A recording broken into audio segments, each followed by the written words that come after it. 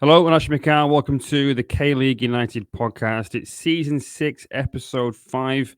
I'm Paul Neat, and I'm joined by Michael Redmond. How are you? Uh, Hello, everyone. Yeah, I'm doing completely fine. Let's not talk about results in England. But yeah, apart from that, I'm doing completely fine. Good Lord, yeah. I didn't watch that particular game that you're referring to because it was 1:30 in the morning on a Sunday night / Monday morning here in Korea, and I was up early Monday morning. I wanted to watch it because, it's a big game, and I saw the sort of score on my phone the following morning, and I was like, am I still asleep? Is this some sort of weird fever dream or something? Bizarre. Did you watch the whole game? I watched every single minute of it. Um, That's yeah, that's brave. I watched it, and I was watching it with a cup of tea, and I really wished it was something stronger by the end Yeah. of it.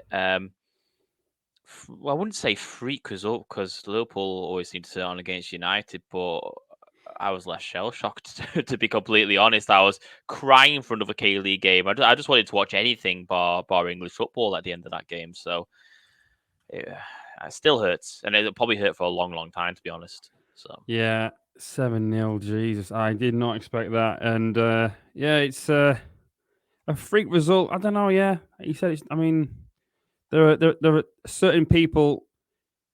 Having watched the highlights, so you had to think that's just you can't perform like that, Anthony. Not sure if you've seen Match of the Day, but the analysis from Michael Richards was pretty damning, to be honest with you. But I'll not torment you any further with the sort of the Manchester United and their recent setback. Today, we're going to have a little bit of a look at each of the 25 K League 2 teams, of course, and how they've done after 2 games. So we've put them into 5 categories, those being the ones that have had perfect starts, the teams that have won both of their first 2 matches, otherwise unbeaten, the teams that have managed to avoid defeat and have either picked up 1 win and a draw or maybe 2 draws. The is the glass half full or half empty teams, those who have won one and maybe lost one. The yet to win teams, those that have picked up a point but are still without a win. And then there is the pointless teams, those without a single point to their name so far by losing their first 2 matches. So, what Michael and I will do is pick 2 teams from each category, one from each division where possible, and explain why this team's record surprises us or worries us, what we think might be going wrong, or why it's going well, and that kind of thing. So, we'll start in K League 1, the teams that have got off to perfect starts. In K League 1, that's Pohang, FC Seoul, and Ulsan. Michael, which team would you like to have a look at amongst those 3? well, I think I'll have to have a look at Ulsan, the defending champions. I want to look at them simply for the fact that, we always have this kind of curtain raiser between the FA Cup winners and the League Cup winners. So once again, it always ends up to be like Ulsan and John Book every season. Um, for them to go goal down to end up winning the game 2-1, and then they end up winning again on the weekend again against Gangwon, it kind of shows what they're kind of like as defending champions. Now, it hasn't exactly been amazing performances. They haven't exactly like come out the blocks flying, but they beat a John Book side who are trying to catch revenge. They've already got 3 points against them. They've gone away from home and managed to claim 3 points. Where normally a team who's just won the league in other divisions as such might take the foot off the gas, especially as it took them so long to win that title again. That they've kind of still picking up points where they need to do so. Um, it's quite interesting now because their next game is actually going to be FC Seoul, which is a team we will slightly touch on, who are also undefeated. It kind of really, it'll be like a pacer really to see what happens if Ulsan in that game. Are they able to claim 3 points? Will it be a draw? Because the season, we're only in the third round now in this coming weekend. We don't really know as such as what the teams are going to produce so far. So are they kind of like a flash start, or is it this is what the team's going to be like for the majority of the season? So watching FC Seoul versus Ulsan actually might be the game of the week, to be honest. Now, Ulsan for me, I personally think they've got the right team to keep going. It's just I'm interested to see what happens after their first slip up, because they're not going to go. No one's going to go a full season undefeated. It's how they're going to react after that first upset. So far for me, I think Ulsan are doing a good job. Yes, indeed they are. And like you touched on just there, Michael, FC Seoul. I want to talk about them over Pohang because it's more of a surprise, I think, that we've got FC Seoul in this category rather than Pohang, who of course finished third last year. So far for Seoul, it's been really good, and I'm backing them to do quite well this season. And well, yeah, so far so good. Much more energetic. The pressing has been sort of good and purposeful. They were incisive against Incheon in round one. Against Gwangju on Sunday, they had to defend a bit in the first half. Gwangju had some possession and tried to get balls into the box, but Seoul defended well. And one area of concern for me was Kim Ju-song, who has been Anixu's pick to partner Osmar at centre back. He has an error in him, but he's looked very solid this season so far. Obviously, he scored what was eventually the winner against Incheon in the first round, and he's been very, very good. Obviously for Gwangju, Om Ji Song kept Seoul busy. He had a goal ruled out. Great individual skill and a great finish, but Sandro was adjudged to have pushed Kim Ju Song over, and the goal was chalked off. Eventful afternoon for him, by the way. Two wild tackles to earn him a sending off. But Seoul cranked up the pressure in the second half, became more productive in and around the box.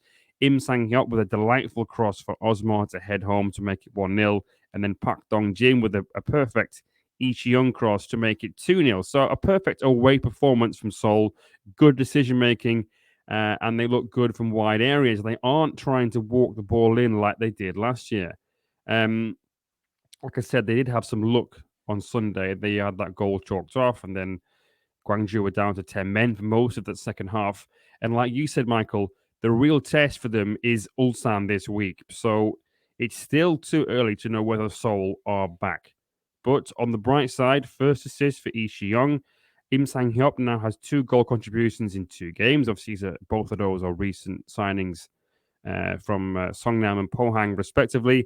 Osma, first goal for him since last May, and he's already equaled his tally from 2022, 2021, and 2020. Odd situation with Ilyuchenko, though. He didn't play at all versus Incheon, and against Gwangju, he started, but was then brought off at half time. He is, of course, the captain, so very, very strange. But yes, after round two, so far, so good. But the real test is going to be Ulsan at home this Sunday. But so let's sort of step down into League Two. 2 teams so far who have got maximum points from 2 games: Gyeongnam and Gimcheon Sangmu. Now, Michael, Gimcheon were probably expected to start strong, but it hasn't been that straightforward for them, especially given how they won the first match of the season, 2 late goals to turn it around against Cheongnam. Yeah, we always on this podcast we're quite accustomed to keep talking about Gimcheon Sangwoo and how they're going to walk the league whenever they are literally in the second division. But they left it really late to claim that win in the first game of the season for them. For me, they're playing well. They're playing good football, as you'd expect them with the players that they've got. But first game of the season was a 2-1 win against Cheongnam, and it was an injury time win that got them the 3 points. They played Jeonbuk Cheongju the week prior, the week just gone there, and they won 2-0. But one of them was an injury time goal as well. So it wasn't the most convincing of wins for them either, because it's like last grasp goal. But we've seen this before. We've seen this before in 2021 when they were down in the K League 2 when they moved from Sangju to Gimcheon. They really struggled when they first started the league. I remember it was actually the time we were recording this podcast. It's 2 years ago today that Seoul Elam beat them 4-0 in Jamshil. So Blimey. they're actually having a better start now than they did 2 years ago. And they ended up cakewalking that league a few years ago when they got promoted. So with Gimcheon, I think I will still say there's not really a team that's going to touch them. Obviously, Gyeongnam, which we will go into a little bit later on, are really shown dominance so far this year. But Gimcheon have really yet to kind of like show what they've really got, if you know what I mean. Like, that, for example, they've got a week off now because there's 13 teams in the KLU 2, so they won't be featuring this weekend. Their next game will be against Busan, and Busan had that win against Cheonan City in the first round. It'd be interesting to see how they'll act against a team that maybe will give them a bit of a game, because Busan did look quite strong in that first game of the season. It ended 3-2. Cheonan pulled 2 goals back, but I think this is going to be the first real test that Kim Chon really have, and if they can get 3 points off that, then maybe they could continue to cakewalk the league like they did in 2021. But for me, I'm a little bit unsure about them at the moment. I just want to see what happens in the next few games. I'm not saying that just as a Seoul Elan fan. I'm just saying that because they've not been as convincing as you may think. Yeah, fair enough. On the other hand, Gangnam, well, I think we've seen two different types of performances from them. The first, a 1-0 win over Butchol. They had to dig in a little bit in that one. They took the lead just after half time, then kind of had to sort of cope with a bit of pressure. But against the Dragons last weekend, a 5-0 win, only 1-0 at half time, but Won Ki Jong with a poacher's finish in the box. Asnari sent off was a little harshly, I thought. No real intent with the tackle. It's really a pass. He's trying to pass the ball, but he's sort of studs got caught in the sort of back of the ankle of the player. But a bit unfortunate. But 2-0, Won Ki Jong again, great movement and a good finish in the box. A first goal for Gleason too, after some slick passing and a good ball in from Udru Song. They look very good going forward, as obviously the scoreline would suggest. And they took their chances. Impressive performance. Castro as well. He got a goal and an assist. Wonky Jong and Gleason all on form, which bodes well for them because that was the problem last year. They didn't score quite enough goals. Well, they conceded too many goals really, but they lost William and Thiago and Hernandez at some point over the last sort of 6 months. They look good value for me for 2 wins from 2.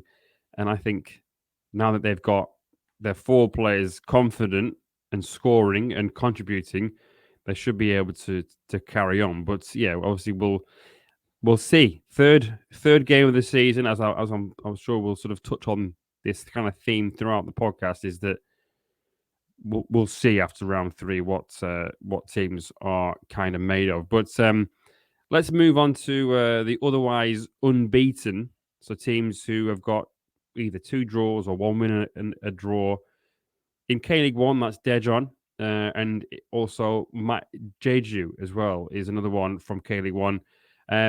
So Jeju's new forward players, Michael, they've got some big boots to fill, haven't they? Because obviously they've lost Ju Min-kyu, they've lost Jerso Fernandez, and the new ones who've come in, Yui Jonathan, doesn't seem to be working for him, does it?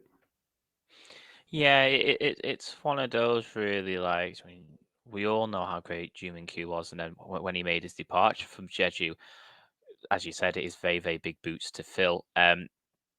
They've played 2 games now. One was a 0-0 draw against Suwon. The second one was a 1-1 draw with Daegu. Are Jeju United able to get the goals this season? That's the question that you're going to have to ask, because where they finished in recent seasons, you'd have to say that was Ju Min-kyu's help, because he's won the Golden Boot in past seasons. So now they don't have a Golden Boot winner in their side. Where are they going to get their goals from? Have they relied on him slightly too much to do so?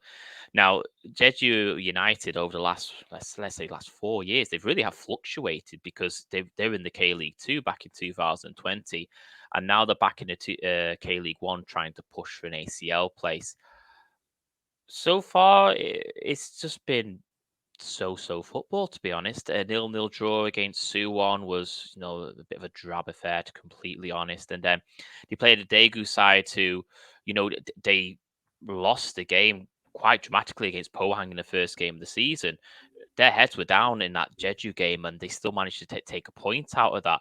So for me, as you said, the recurring theme, we're only 3 rounds in now coming this weekend, but there's nothing from Jeju United which goes to me, okay, they mean business, or there's nothing from that goes, right, they're in trouble. They just seem middle of the boat, like sixth, seventh, eighth, maybe in the table so far this season.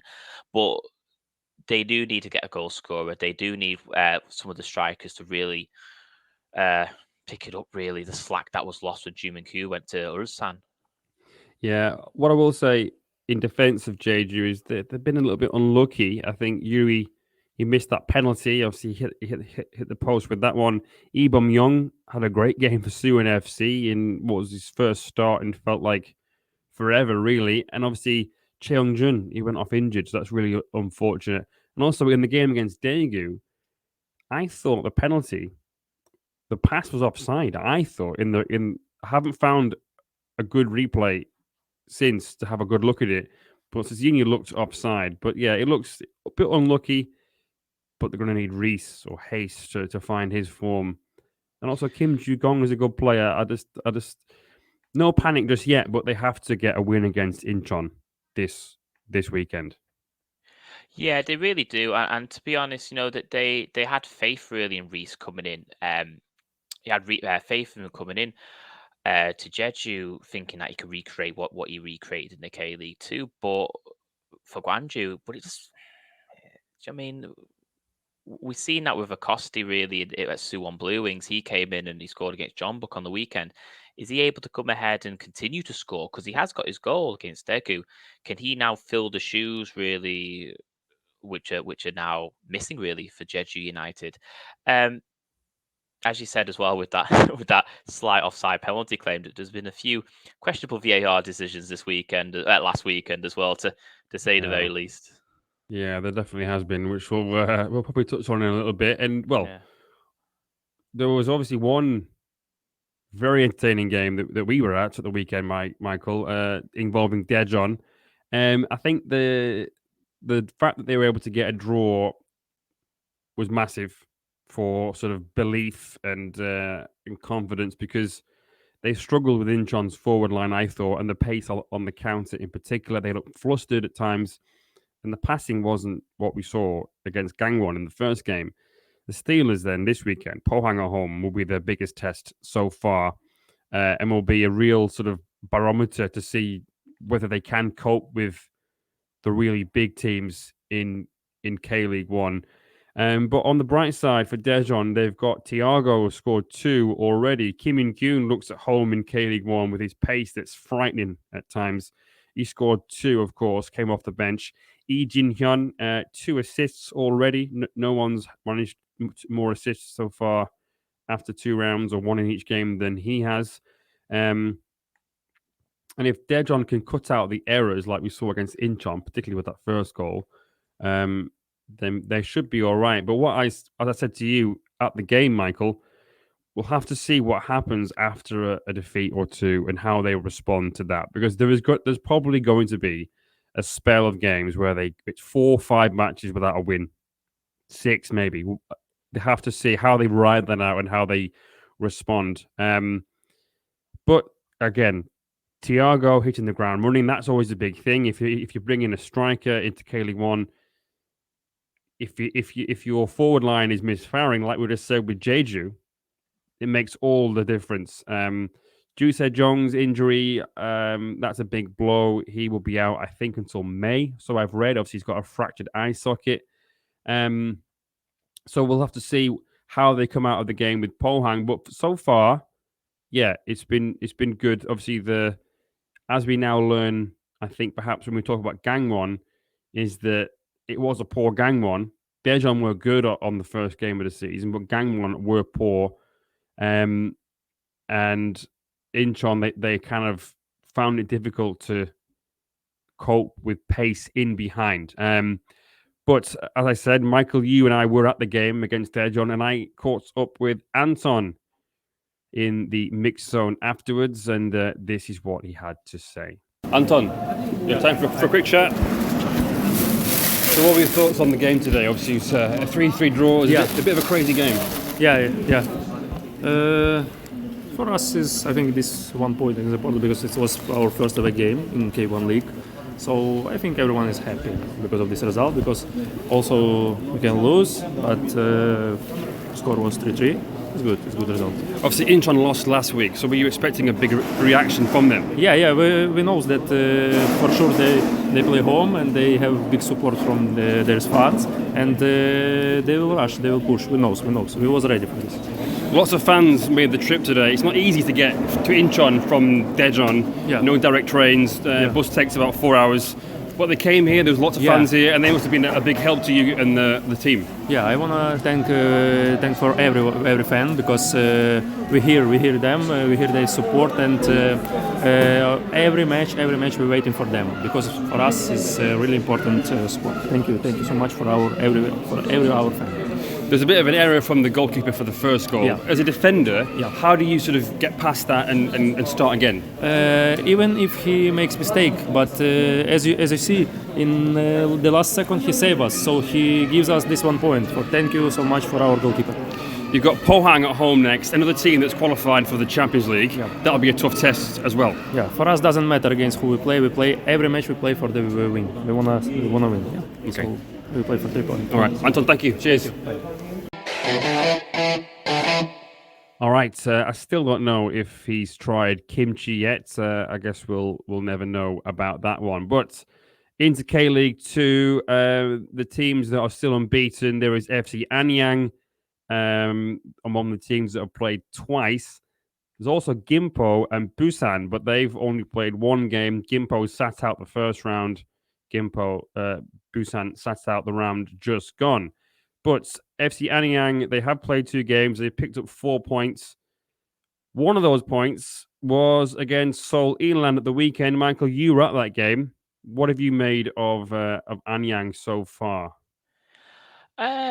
Yeah, it's a bit interesting with the Anyang, because they came so close at the end of last season to be in the K-League 1, and it didn't happen for them. You'd expect a team like that maybe to lose a lot of the players in the off-season. They only lost a couple. They left it very, very late to score against Jeonnam Dragons in the opening game. It was a Jonathan Moyer 94th minute goal to win them that game, and that was away from home. Obviously, that you'd think would give them confidence to go ahead and play a Seoul Eland side, which, I mean, it hurts me to say this, are normally easy pickings for Anyang, especially in the Anyang Stadium, when Eland just can't get anything at the Anyang Stadium in recent history. To be honest, when they played Seoul looked the better team, and they looked like they had more of the chances, but Anyang did, and basically Seoul Eland do what Seoul Eland do, and they let Anyang score first. Jo Song-jun scored first for Anyang. Now, Seoul managed to get back into the game to make it a 1-1 draw, but you'd expect a team like Anyang maybe to have picked up 3 points there, especially against a team like Seoul Eland, who were left shell-shocked in their first game of the season, something I'll touch on a little bit later. But if Anyang really want to kind of get off the mark, especially with the likes of Gimcheon and Gyeongnam being on fire as well, they need to be picking up more points than they are. They need to beat Seoul Eland on the weekend. It's quite interesting to see what they will do in their next game, because they play Ansan Green. It's a Line 4 derby. Ansan haven't looked amazing so far this season, but a Line 4 derby, it could go really anyway. So if they can claim 3 points again on the road, then you might be thinking they're in business. If they fail to win 3 points or even 1 point, you might go, okay, are they having that slump now? They almost made the top of the mountain and they're going rolling down the hill, which I'd love to see, but you never know. Yeah, we should probably touch briefly on Gimpo and Busan. Gimpo hammered Chonan City 4-0 at the weekend just gone. That means they are unbeaten in both of their K-League 2 season openers. And Busan Park, they won 3-2 against Chonan City on the opening day, but sat last weekend out. Busan in particular, they did need to get off to a good start after what happened last year and keep pace with the likes of Gimcheon and rivals Gyeongnam. They are away to Chungbuk Cheongju this Saturday, so you'd like to think that that's a good chance to make it 2 wins from 2. Lamas and Fessin both look particularly dangerous for Busan. They've got some good players there as well. Lee Sang-hon, Jungwon Jin, both good players at this level. Lee Han-do as well, and I want to see more from Chae Jun. stretching back to last season, they're now on a run of 5 unbeaten with 4 straight wins. So the good times, maybe they are coming back to the South Coast. They do look good, albeit only from one game. But they are, I think, still a good shout to sort of carry on picking up wins. Gimpo, well, let's just see if they can build on what they did last year.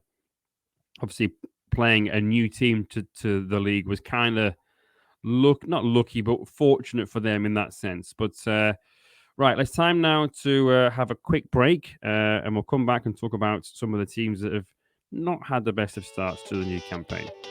FNR is a revolutionary football-dedicated digital platform, the first of its kind in Australia.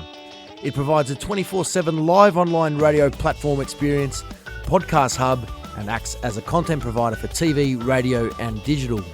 Having reached millions of listeners and football fans since launching, FNR is accessible worldwide via its website or app, providing a platform to discuss, debate, and celebrate the world game. We are your voice of football, FNR Football Nation Radio.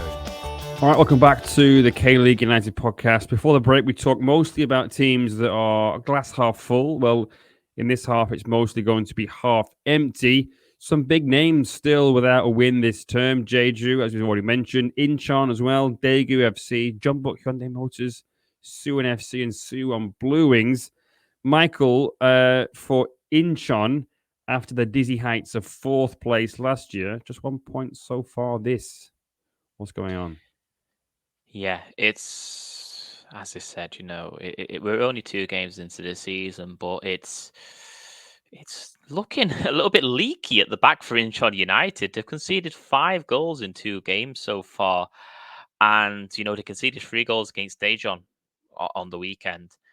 It was really interesting game. As you said, we were both there covering the game itself. Incheon went ahead to draw. 1 point Daejeon went ahead, and then it was a draw again. Incheon going ahead. It was really back and forth game. They thought they won it, but obviously it was a really late goal from Kim In-gyun to draw the points and get to the points level for Daejeon and Incheon. I'm not really sure with Incheon at the moment. Obviously, they had the fantastic season last season, finishing in 4th place. But are they able to recreate that? Obviously, they brought some new players in. We saw the players on the weekend. Are they able to keep hold of that ACL place? Because they don't look amazing at the moment, and they've not even played an ACL game yet. What happens if they go through well in the FA Cup? What happens if they manage to get out the group stage in the ACL? Are they going to start putting the K-League to the wayside? It just looks like they could be in for a very long season if they don't sort out their defense. They're currently leaking goals, and that's quite funny to say 2 games in, but it doesn't exactly look great defensively. Now, the next game is Jeju, who we talked about earlier, who are struggling to actually get goals. So this could either go either way. This game could either sort out Incheon's defense, or it could start Jeju's goal tally and goal spurt. Yeah. So it's really interesting to see between these 2 teams, because if Incheon can recreate what they did last year, or looking to do that, then you'd kind of expect Jeju and Incheon kind of be fighting for that 4th ACL spot, especially if you look at like Ulsan and Jeonbuk and Pohang. You kind of expect those to take 1, 2, and 3. Who's taking that 4th spot this year?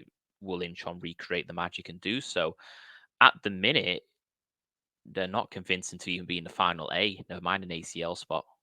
Yeah, indeed. It's going to be a big test against Jeju in the next game. It's for both teams, but I think more so for Incheon, because they need their fans to be coming through the turnstiles in their numbers like they were. It was 10,000 there at the weekend. And if they're not getting results and the fans aren't happy, well, we might not see crowds as strong as they have been like they were at the weekend. But on the bright side for Incheon, Hernandez was superb against Daejeon, got himself on the score sheet, as did Paul Jose Mpoku, who got his first since moving to Incheon, and you spoke to him afterwards. So let's have a listen to Michael in the mix zone with Mpoku. Hey, so how do you feel to score your first goal in front of the Incheon United home fans? Obviously, it's always good to score, and I'm really grateful and happy and thankful for scoring. but there's another feeling like we couldn't get the 3 points, then we'd get it. Okay, so it's better 1 point than nothing, but you still go home with not like fully satisfied, you know. Yeah, well, what is it that your thoughts are on the game? Because you went ahead and then draw, went behind and went ahead again. What's your overall feeling of the 90 minutes? My feeling, like, it was a kind of game that anything can happen, you know. And this kind of game, the way I see it, is like the one who will be smarter will win it, you know. And I think since maybe some of the things we could do better, but this is football. We always learning. So yeah, we're gonna learn from this, and then hopefully we next game we're going to win. Okay, so you came off the bench and you scored a goal.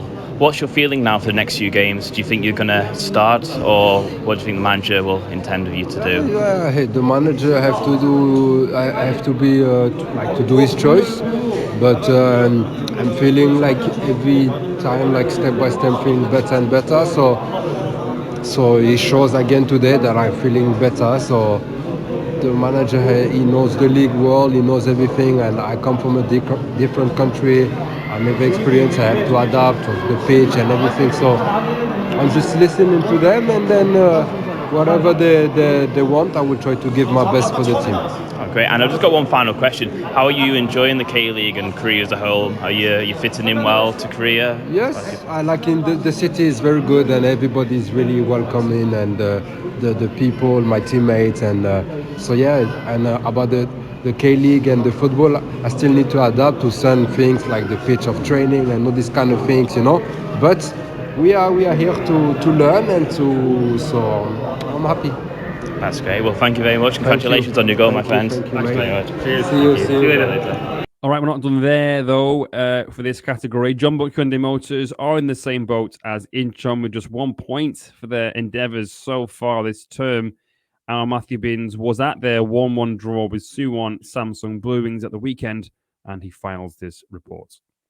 An attendance just shy of 20,000 came out to Jeonju World Cup Stadium to watch these two teams try to pick up a win after opening day defeats, yet there will only be one set of fans leaving with anything close to resembling hope of a better season this year.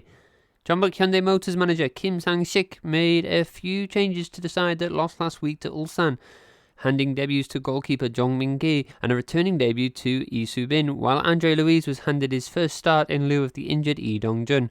Although after seeing him in the stadium on Saturday moving around comfortably and watching the game, he could return sooner than first feared. Suwon Samsung Blue Wings, meanwhile, made just a single change to the starting 11 that lost to Gwangju FC on opening day, with 21-year-old Park Hee-jun given the nod ahead of An Byung-jun in attack. Kim Bo-kyung, having departed Jeonbuk in the winter, made his return to Jeonju, starting on the left once more for the away side. As is somewhat customary between these two sides, the match began in a fiery manner, with referee Kim Jong-hyuk requiring just 4 minutes to brandish his first yellow card, booking Lee Jong-sung for a foul on Cho Gyu-sung. Kim was then quickly on hand to cool ensuing scuffles led by Andre Luiz and Dave Bull-Tweez respectively. 10 minutes later though, and Jeonbuk's promising pressure had produced their first penalty thanks to Dave Bull-Tweez's late challenge, fouling Kim Min-hwan near the byline. Cho Gyu-sung, who had missed quite a scoreable opportunity moments before, slotted the kick calmly away despite mind games from his former teammate Kim Bo-kyung in the lead-up. After going behind, Suwon manager Lee Byung-gun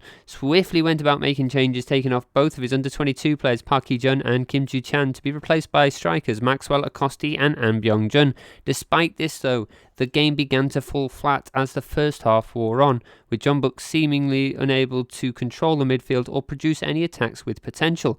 Suwon's Basani perhaps offered the only reminder that there was still a game going on, with a warning effort from outside the area going narrowly wide just before the interval. At half-time then, Kim Sang-sik made the decision to remove Hong Jong-ho and Lee Soo-bin, bringing on Jong Tae-uk and Kim Gon-ung. Yet the changes did little to assert Jeonbuk's dominance. Eventually, Jeonbuk's inability to deliver cost them once more when Maxwell Acosti equalised in sensational fashion, taking the ball inside away from Kim Jin-soo and unleashing an venomous strike into the top corner. The Blue Wings grew in confidence after that, while Jeonbuk struggled to rally themselves. Moon Son-min was introduced into play for Song Min-kyu before Gustavo was then brought on for Jun Amano, yet still nothing would work for Jeonbuk, and while they did look like they had scored again at one point through Cho Kyu-sung, it was disallowed for what must have been the gentlest of pushes. A winner for the home side, though, would have perhaps been unfair. If anything, Suwon probably should have had all 3 points come full time after some sensational misses striking the woodwork. Speaking post-match, I first caught up with man of the match Maxwell Acosti to get his thoughts on the encounter. Well, that's certainly a way to open your account for the new club. How did that feel when it went in? It felt good. Yeah. It felt really good. I just heard the sound of the ball and at a glimpse of my corner eye, I saw that the ball was inside, and it was all joy because I scored in front of my fans, and so it was really good goal.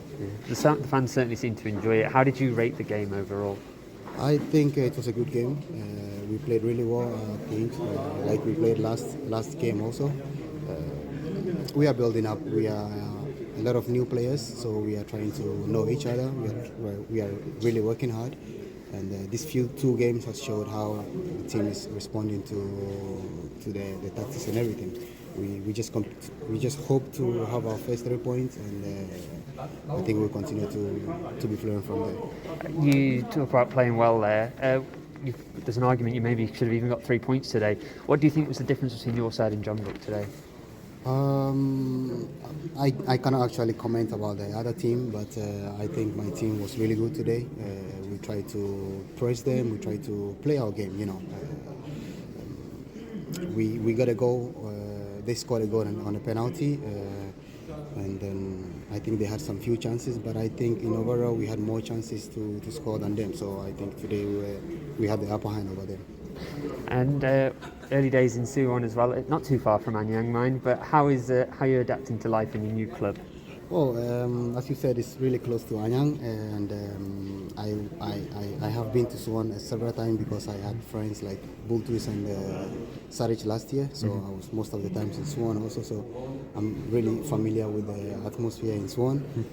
I have my guy here who is also my friend from last season, so now we are all together, and there's a lot of differences, from K1 and K2, but I'm enjoying life in Suwon as of now. One goal already for the season. Do you have any personal targets?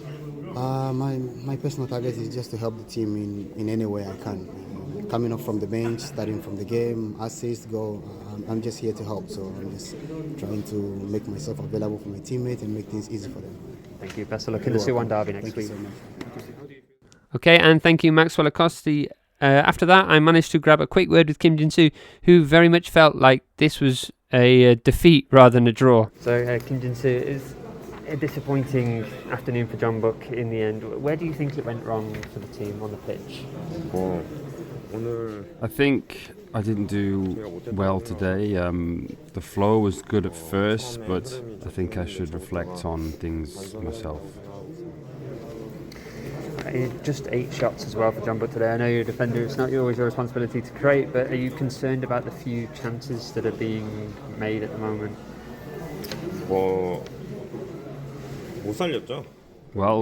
I couldn't rescue it, ultimately.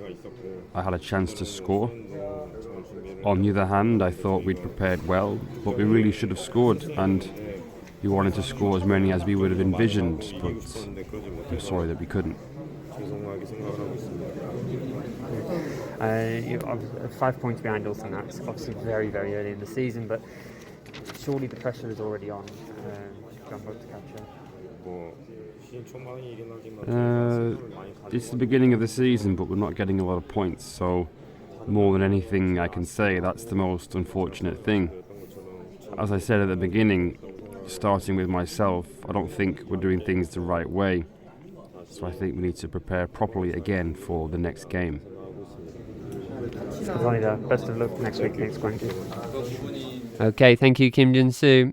It may have been 2 points lost for Jeonbuk in their own minds, but the draw didn't put off Jeonbuk fans who, in scenes that bore more resemblance to a K-pop concert, lined up from the mix zone in their numbers waiting for the interviews to be finished.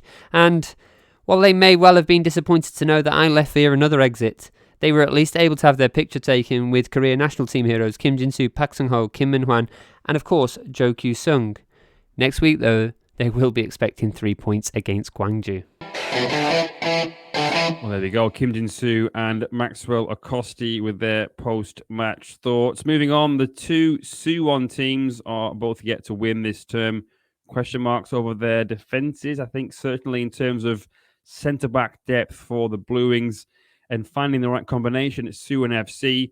Well, Michael, you've been keeping an eye on the Blue Wings over this past last season and at the start of this season.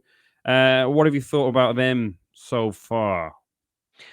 So, to be completely and utterly honest with you, as a team that I kind of like watch more, well, I watch slowly on the most, but because I have a lot of friends who are Blue Wings fans, I'm normally at the stadium all the time watching them too. It's quite worrying to see what's kind of going on at the end of last season. Obviously, it's well documented. It went to like the last game of the Pro Rel playoff, and they haven't exactly set the world alight. They haven't really started like, oh, we need to prove a point in 2023.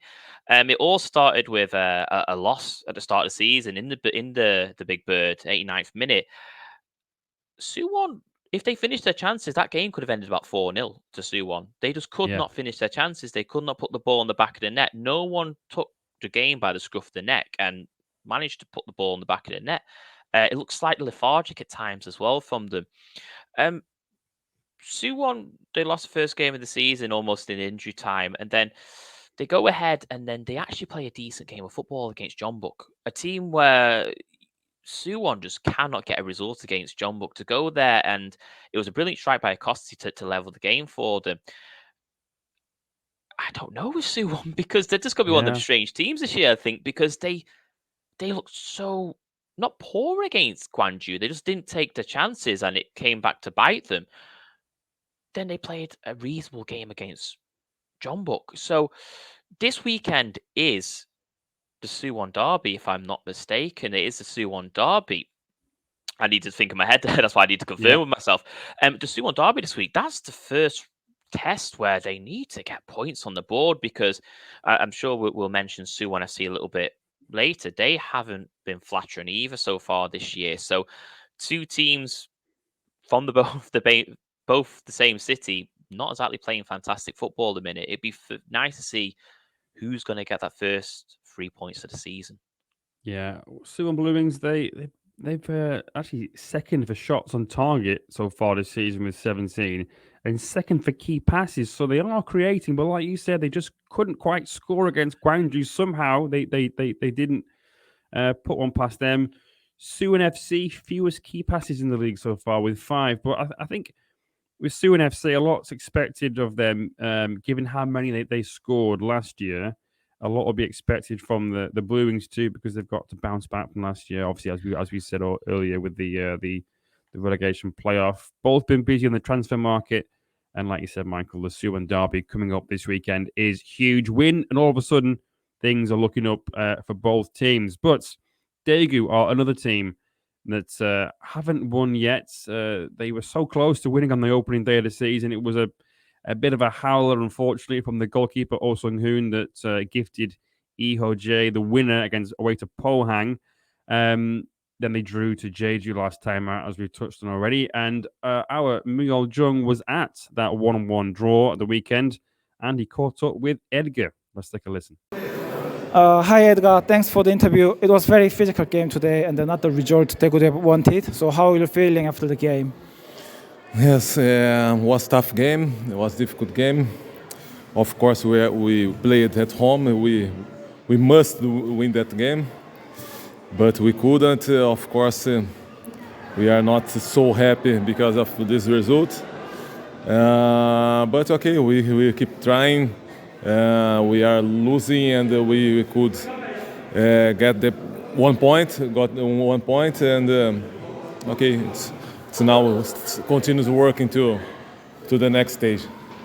And obviously, Barcelo came off the bench and scored the equalizer from the spot. And how important is that goal for him?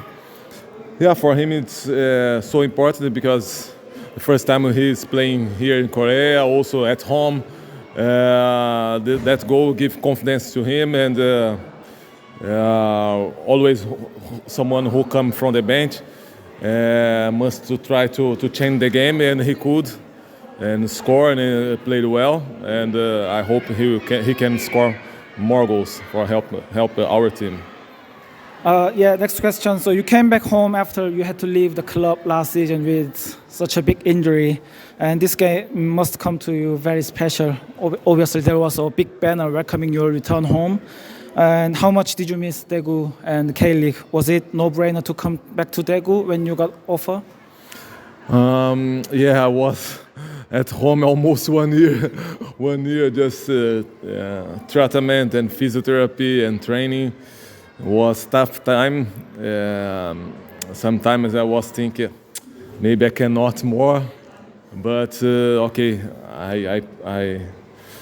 I trust a lot to come back football, and I challenged myself to come back football, and when they call me again, and I was so happy and surprised because okay, I know was good time here, but I think it's over.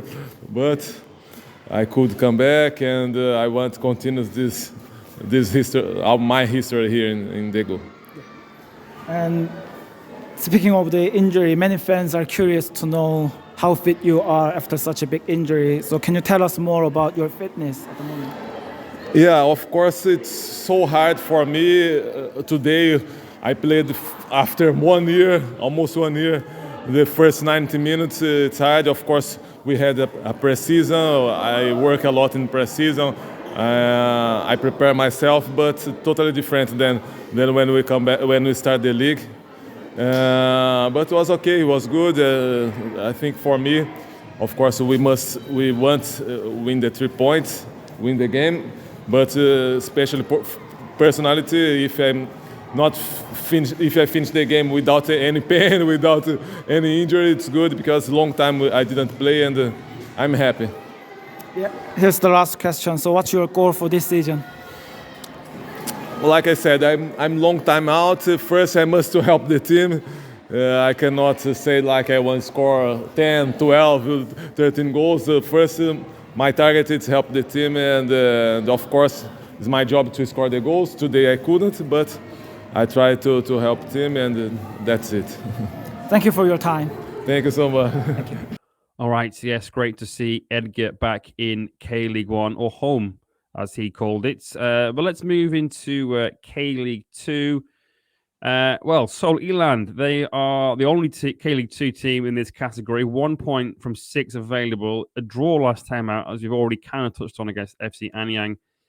But Michael, the general state of play, you were quite enthusiastic and optimistic about Eland before the start of the season, but just 1 point from 2 games. What is going on? Trust the process would be the key phrase really to say at the moment. I've been at both Solilan games this season. I was, and the fans were left absolutely shell shocked in the first game of the season when Seoul went 3-0 down against Jeonbuk Jeonju, obviously the new boys in the league. With the team that we had, with the whole hype around the new manager coming in, I was expecting us to absolutely thrash them, but it wasn't to be. We were 3-0 down after 65 minutes. Now, don't get me wrong, Seoul Elan managed to pull it back to 3-2, so it wasn't an embarrassing loss, but a loss is a loss. And Seoul really only turned it on from the 70th minute onwards. They looked like they couldn't string passes together.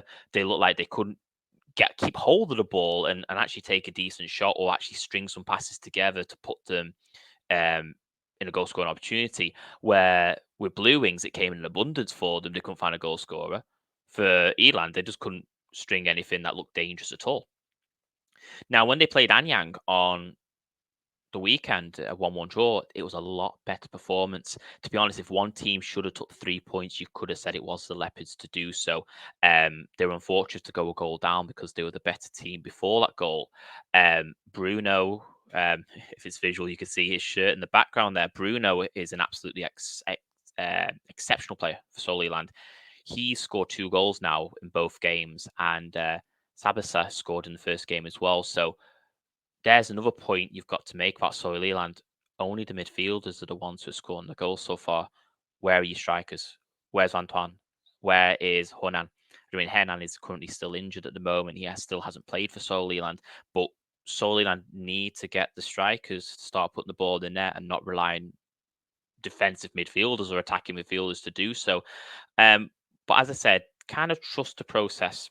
Fans were still happy and positive at the end of that game on with Anyang on Sunday because it was a better performance than the first game of the season, and you can't expect miracles to work overnight. It's a learning curve. Solihull had 3 years under Chun Jun-yong. Now we've got Park Chung-gun. You have to give him time. You have to give any manager time. It doesn't matter who you are, what you do, or where you come from, or what accolades you've won. You need to give a manager time for his team to gel, to make his own formations, his own tactics. Solihull now go and play a Jeonnam Dragons side who got beat 5-0 by Gyeongnam. If there's a team that Solihull would be first to try and kick whilst they're down, it'll be Jeonnam Dragons.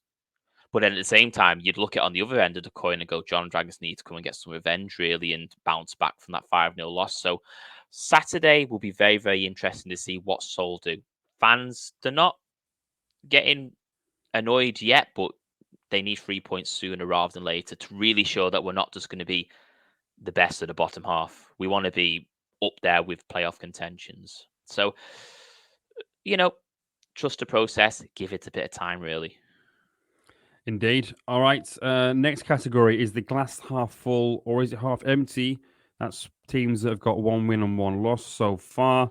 There are a few teams that have done this. Gwangju FC in K-League 1 and K-League 2, quite a few. Songnam and Sangreena's Bucheon FC 1995 and Chungbuk Chungju.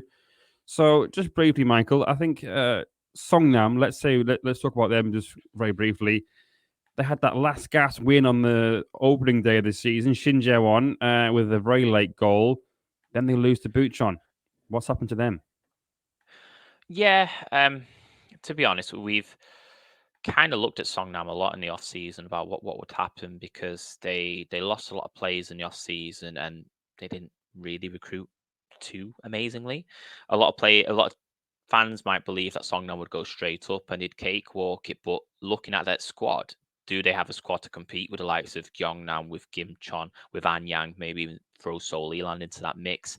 You might have said, okay, well, they won first game of the season, but as you said, it was last grasp. I mean, 7th minute of injury time where Shin Jae-won put the ball in the back of the net for them to win the game against an Ansan Green's team, which our own Mike Brandon has made very points of this season. That are they here just to make up the numbers? It's not exactly a flattering team to be beating.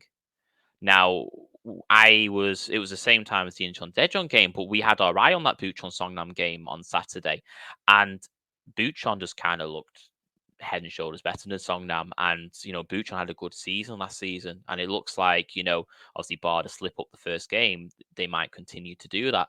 They looked comfortable against Songnam. And now you've got to ask the question, like, what's going to happen now with Songnam moving forward? Are they going to pick themselves up from that loss? Or are they going to literally just lie down for a few more teams? The next game is Cheongnam Asan, which is a team which, lost a lot of players in the off-season. They've not had a great time.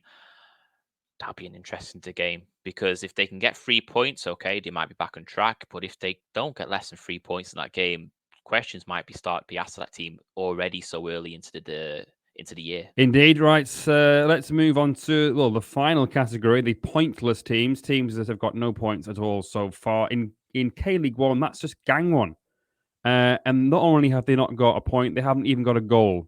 It's been a particularly tough start to the season for them. They lost 2-0 to Daejeon on the opening day, as we've talked about quite a lot.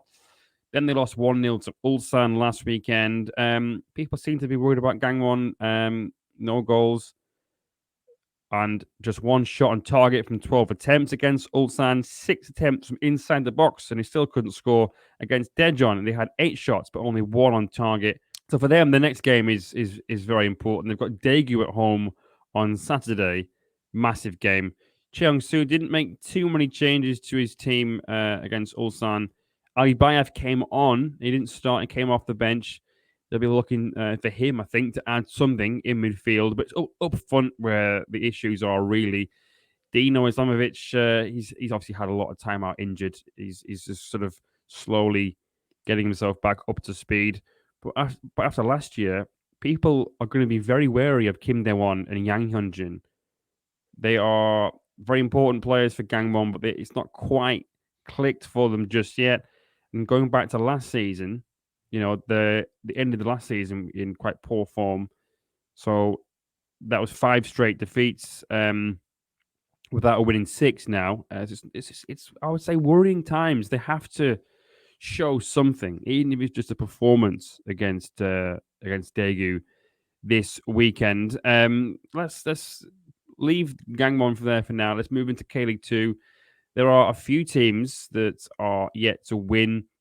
Chonan City, Chungnam Asan, and Jeonnam Dragons. Now, Michael, the Dragons were picked by some, myself included, to have a good year. Now, that still may be the case. There's still, of course, a long way to go this season, but it's not been a great start, has it? It's not been a very good start at all. Obviously, they lost Wanyang, injury time goal, which we mentioned earlier on in the podcast. You'd expect them really to maybe react to that, especially so early into the season. They then went ahead and got beaten at home 5-0 by Gyeongnam.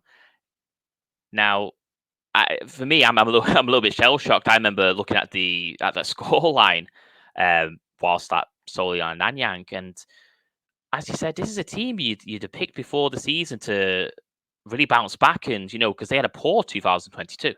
You'd really expect them to maybe be up there at the top, but they're sat bottom of the league on 0 points. They play a Solilan team who look a little bit more thirsty. Okay, they had that poor start, but they look a little bit more thirsty than Jeonnam Dragons.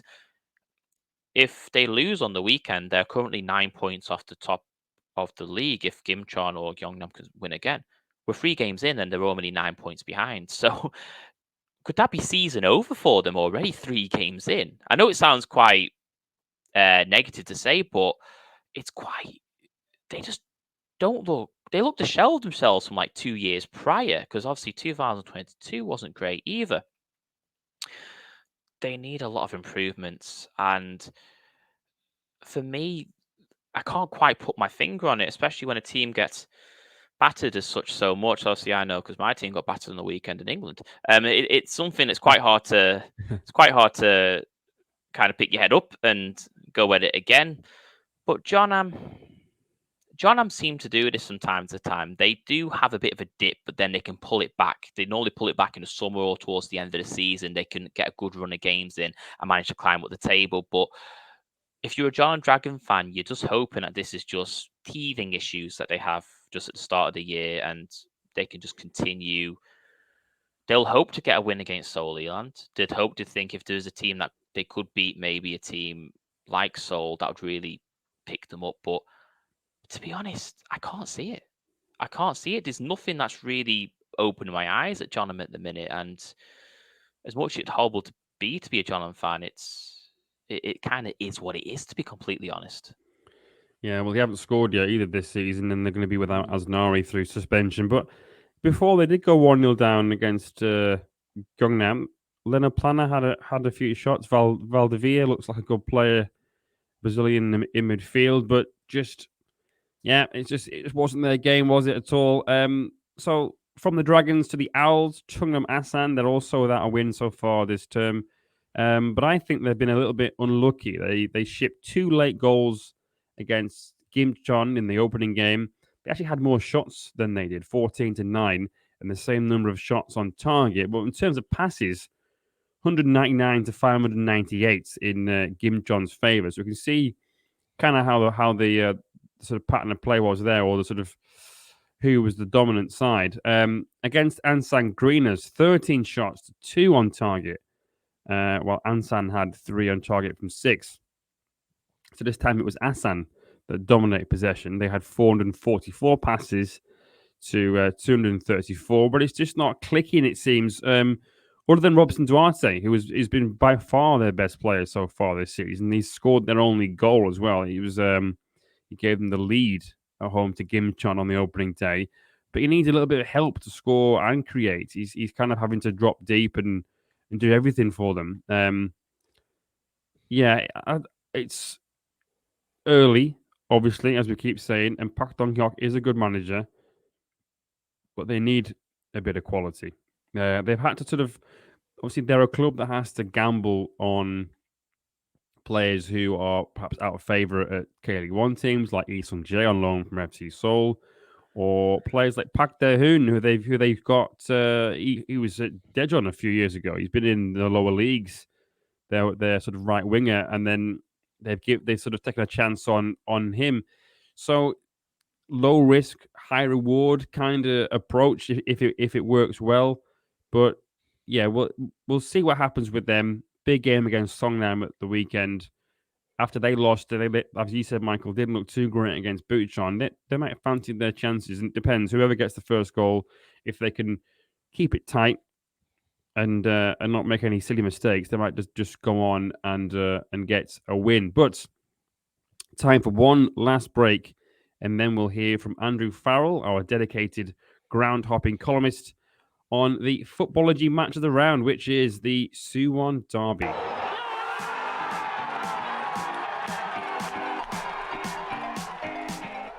Footballogy is a football app like no other. With the handiest tool for football fans on your phone, you can locate any match nearby no matter where on the planet you are or plan to be. Keep track of all your visited games, collect all kinds of stats, and get badges for achievements like special games and milestone events. The Footballogy app covers more than 80,000 grounds and 1,200 leagues worldwide, including K-League 1 and 2, as well as K3 and K4 and the WK League. Download Footballogy for free today on iPhone or Android. Connect with your friends, and your football life will never be the same again.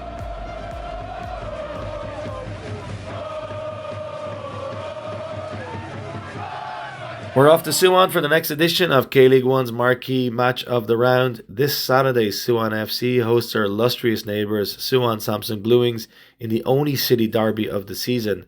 Kickoff is at 2 p.m. and the weather forecast is calling for a nice spring day. The game will take place at Suwon Stadium in the city sports complex. The Blue Wings play at World Cup Stadium just down the road, but this was their home until 2001. Despite familiarity with the surroundings, there were no happy returns for the Blue Wings last season.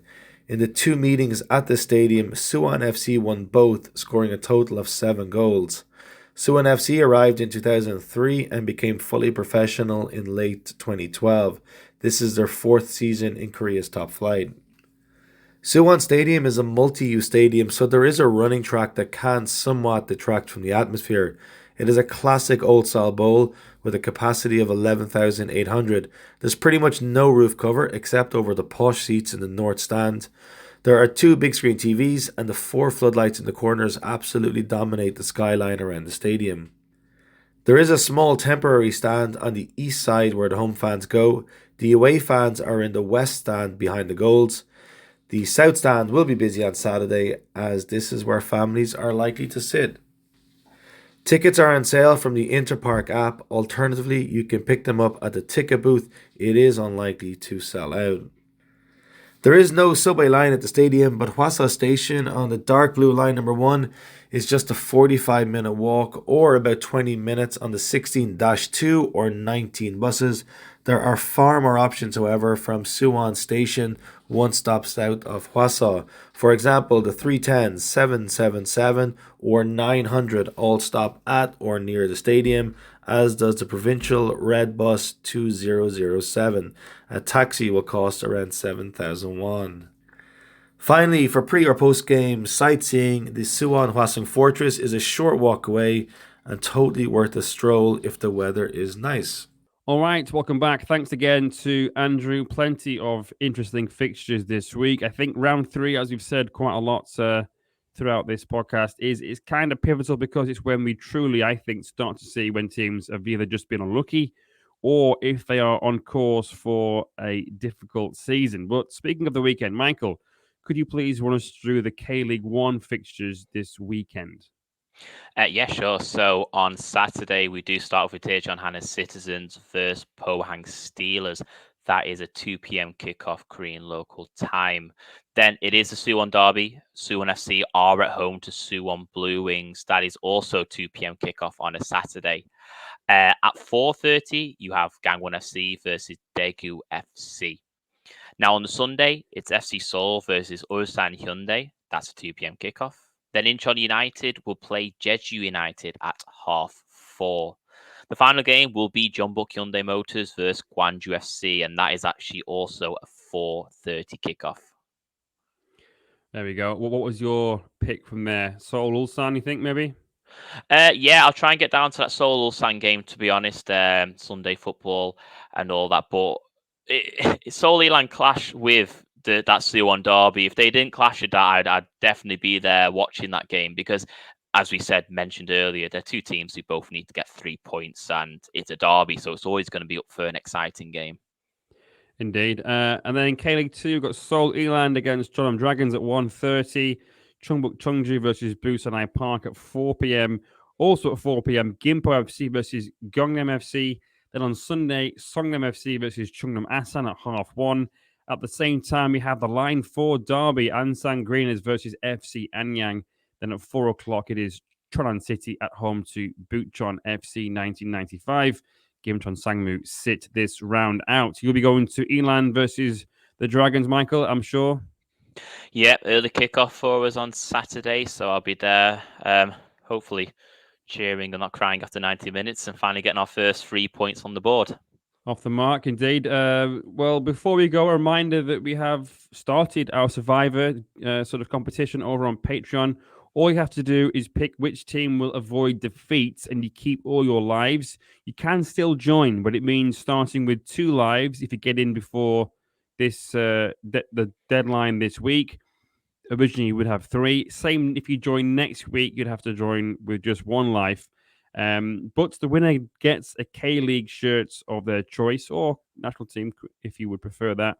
And the runner-up gets a scarf. Michael, who's your pick to avoid defeat this weekend? Have you thought about it yet? To be honest, I go with the easy one. I'd say Ulsan are gonna at least get a draw against FC Seoul. I think so. Even though it's 2 undefeated teams, you've got to put FC Seoul down whenever you can. Yeah, fair enough. I think I'm going to go for Songnam at home to Chungnam Asan. I think at home they might just be all right to get a draw, but it is difficult because I was looking through the fixtures and there's some good fixtures, which means it's difficult to sort of see which way it's going to go. But yeah, those are our picks. Sign up on patreon.com/K-League United. There will be match previews on KLeagueUnited.com. There'll be league wides on KLeague.com, as well as the official preview for the Suwon Derby. So do make sure you check those out.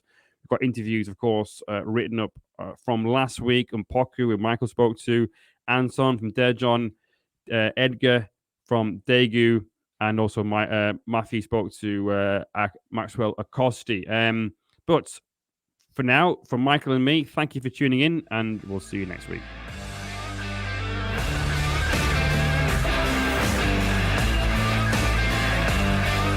정규선 고공 폭격기 김신우